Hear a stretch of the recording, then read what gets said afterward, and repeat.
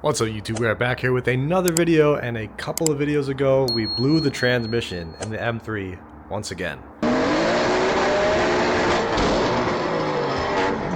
So yeah, we blew third gear in the M3. This is the second time blowing third gear. First time was with the OEM trans.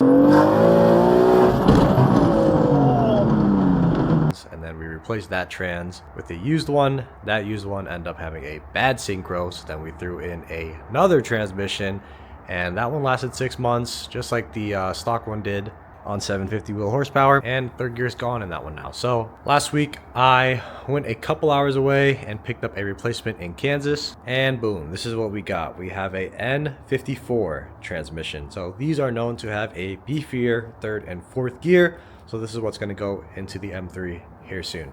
Now, one big downside to go into this N54 transmission is that I will not have rev matching anymore. If you didn't know, these cars have auto rev matching, and unfortunately we are going to lose that once we switch to this N54 trans, which kind of sucks because I do daily drive the hell out of this car, and having auto rev matching is just super nice. But it's not the end of the world without that. And the reason why the new trans won't have auto rev matching is because there's a sensor that sits on top of the factory transmission that knows what gear you're going into and all that stuff, and then of course the N54 does not have that, so that's why we won't have auto rev matching anymore. That sensor also helps keep the revs up in between shifts, and I know this because the last time I had to take my transmission out was because I had to install the sensor, because my replacement did not have the sensor on there. So I had to wait a couple weeks, get a sensor, pull the trans out again, and put the sensor in. But while I was driving around without the sensor at all, the revs dropped super fast, probably because of the light flywheel, and it kind of feels sloppy to drive. So hopefully we can figure something out with the tuner to add a little bit of rev hang in there when we do clutch in.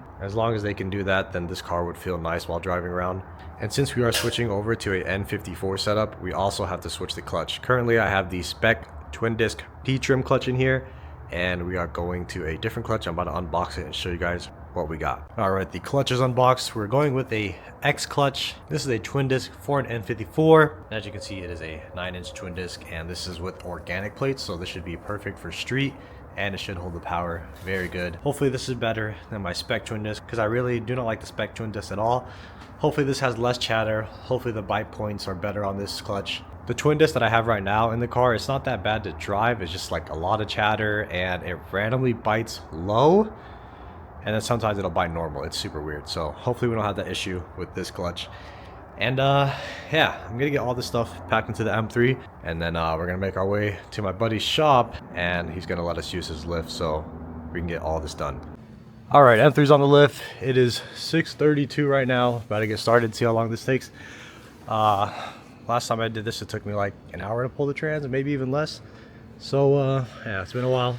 Might be a little rusty, but we're gonna put you guys up on the tripod, do a little time lapse, see how long it takes. So usually when I pull the transmission on this car, it seems to be pretty easy, but I remember that the last time I did it to put the sensor in, it was really difficult to get the transmission separated from the motor for some reason. And this time around, the exact same thing happened, but it was way worse. So what I suspect happened was that previous times when I put the trans in, I probably unaligned the clutch by incorrectly trying to mate the transmission to the motor by driving in the bell housing bolts. So yeah, I messed up there. I'm pretty sure the clutch was unaligned for a while, and this made it super difficult to get this transmission out. It didn't want to come out at all, no matter how many pry bars we use, no matter how much force we use. So we had to result in cutting open the side of the transmission and unbolting the clutch and getting it separated that way. Alright, if you guys saw the time lapse, we had to cut a hole in this because we believe that the input shaft is twisted and this thing is not separating at all, no matter how hard we tried. Hopefully you guys saw how hard we tried in the time lapse. It's loose. But yeah. Push style clutch, nothing new. And now we are unbolting the clutch from the flywheel. So yeah, this thing should come off after that, hopefully.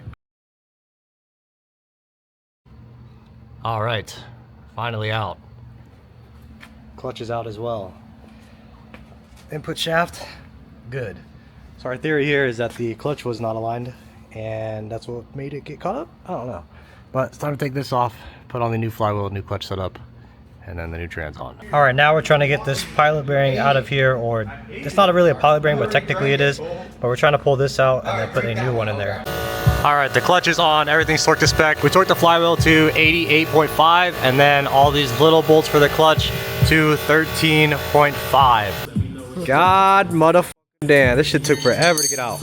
Man, but they finally got it with this contraption right here. Using like a screw and shit, this holding on over here, and a big pry bar, and a tung tung tung, and it finally came out. After getting the new clutch on, we raised up the transmission and lined everything up. Everything fit perfectly, there was no issues. All the bolts lined up, we reused all the bolt holes, literally everything lines up. So you don't have to mess with anything with the bell housing bolts. The only thing you do have to mess with is the actual transmission mount itself. You do have to add some washers to space it out. And that's pretty much it. Other than that, you do have to also shorten the shifter rod. Alright, it's time for the first start, and then we're gonna test it, roll through the gears and whatnot. This is what neutral looks like right now. It looks like it's in third. We have to adjust that rod or some shit, but yeah. Here we go.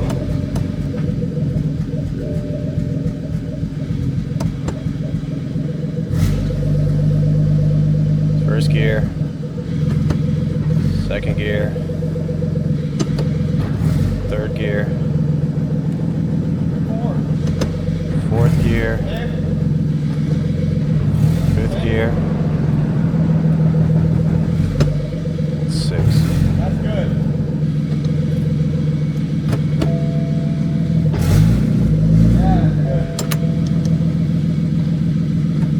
All right, we have all gears. All right, you guys, we are driving the car now, and I gotta say, this clutch, it grabs pretty hard. I think that's what people usually said about it.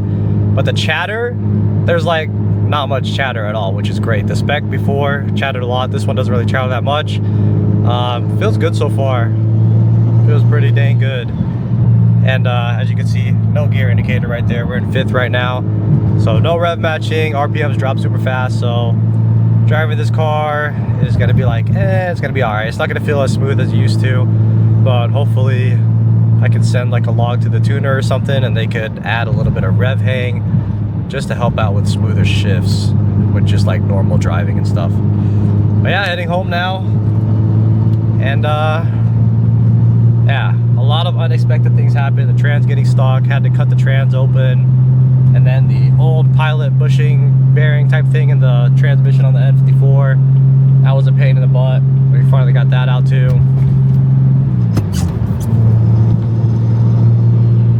Oh, yeah, what a long day. I was like 7 hours of work. We're finally going home, guys. I don't know if I'm gonna continue this video or not, but if this is the end, then we'll catch you guys in the next one. Make sure to like, comment, subscribe. Peace. Alright, you guys, it is a couple days after N54 swapping the M3, and today I want to try to figure out how to get the reverse sensor to work on this thing. I think I talked about it earlier in the video. Yeah, today we're going to mess around, try to figure it out. I'm going to jack the car up, I'm going to use a multimeter into the OEM plug, figure out what wire does what, and see if we could just tap into the reverse sensor on this transmission and get power running through that to complete the circuit. So we'll see what happens. Alright, so I went under the car with the multimeter and I probed the plugs down there. We're only seeing 4 volts out of the harness, so that's obviously not going to be enough. And I tried like jumping the wires, seeing if that would do anything, but unfortunately it doesn't do anything. The way the factory sensor works is you plug the sensor in and it uses like some sort of magnetic thing to tell what gear the car's in and whatnot. So yeah, that's not going to work. So now I'm going to a different route where I'm going to manually route a wire that powers these cameras, because I do have an aftermarket backup camera on my car. It never came with one, right? All we got to do is feed power to the wire and it'll tell it on the head unit to turn on. So here's my game plan. We run power into the transmission, right? Route the wire from the camera in the transmission, and then when it's in reverse, it'll like complete the circuit, if you understand what I'm saying. The way we're gonna do that is we're gonna tap, we need a 12 volt switch power. So whenever the car's on, that will go into the transmission, right? And then the signal coming out will go into the camera. So then whenever you put it in reverse, it'll complete the circuit and it should turn on over there. Now we still won't have reverse lights unless I cut the reverse light wire and also wire that with the camera. if you understand what I'm saying. It's kind of hard to explain. I'm not good at explaining things, but that's my game plan here. Alright you guys, it has been a couple days since the last clip, and yeah, nothing really worked. Nothing that I tried out worked at all. So I have another plan. This is the sensor off of the S55 transmission. The way this thing works is I believe it's by magnets or something. So this just sits on top of the transmission, and then I'm pretty sure it's above the gear selector area, and a magnet probably tells you what gear that the sensor needs to be in and whatnot. So my theory here is to take a magnet, go around on this, find reverse, and then keep the magnet there when it's in reverse. And then the N54 transmission has a sensor on there for just reverse, and it's just 2 pins, so 1 in, 1 out. And when it's in reverse, it completes that circuit.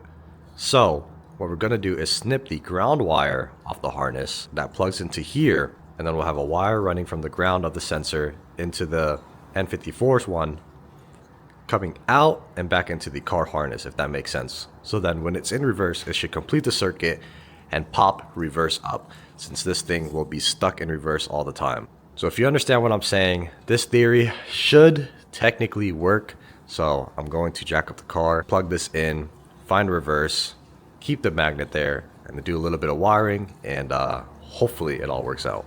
So right here I set my camera up at the gauge cluster, and underneath I had it connected to my iPad. So I was going down there with the magnet and the sensor, moving it around until I was able to find reverse, and boom, you see reverse pop up for a second, and right there, that's where reverse is, and that's where the magnet needs to be. Alright you guys, so this is where I have the magnet positioned.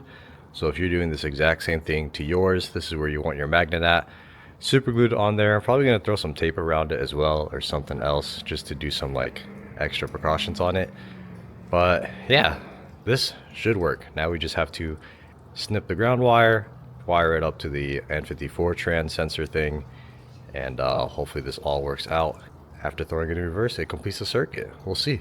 All right, wiring is done. Let's see if this works. Boom. Reverse up here, reverse camera right here. Now, I was doing more testing off camera, and it seems like it only works after a certain amount of time. So watch. Take it out of reverse, put it back in. It's still working, but after a while, it'll stop working, and you have to power cycle it. There it is. Now it's not working anymore. So my theory on why this is happening is because when you first throw the car into reverse right after turning it on, it sees the sensor, right? But then when you pull it out of reverse, the sensor's gone. It basically disappears from the car doesn't see it anymore, so then it stops looking for it, if that makes sense. Because if the car was looking for the sensor the whole time, it would probably freak out too much. So instead of looking for it the whole time, it just stops looking for it. And that's probably why you have to power cycle it in order for the sensor to be shown again, if that makes sense. So that's one unfortunate thing, but not too bad. At least we still have a working backup camera where we need it the most, which is backing out of the garage. And if I want to back into a spot or something, then I could just power cycle the car real quick, and then I'll have my reverse camera working once again. Now the last thing we have to do to complete this whole swap is this shifter. This is what it looks like in neutral right now. It kind of looks like it's in third. When we put it in fourth, that's what neutral should look like, right there in the center. The way we have to fix this is by shortening the shifter rod. So I'm going to figure out how much needs to be cut out, and then hand it off to my buddy. He's going to weld it for me, cut it for me, whatever, and then this should be settled as well. But right now everything still works perfectly fine. It's just a weird shifter position when it's in neutral.